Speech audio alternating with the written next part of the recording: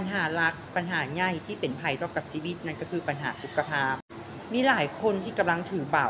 และบ่ใส่ใจในด้านนี้โดยเฉพาะแม่นวัยหนุ่มบ่หรือวัยกลางคนเฮาเนาะเริ่มมี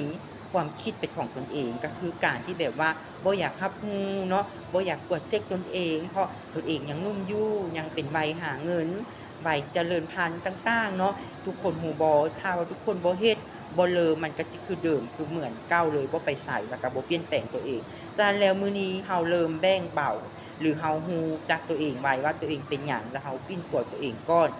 ทุกคนจะบ่สายเกินไปถ้าทุกคนยังปะไว้ยังเฮ็ดแบบเก่าๆสิ่งทุกคนจะได้มาก็คือสายเกินแก่เพราะทุกคนก็เคยรู้แล้วว่าถ้าเฮาเฮ็ดหยังช้าเกินไป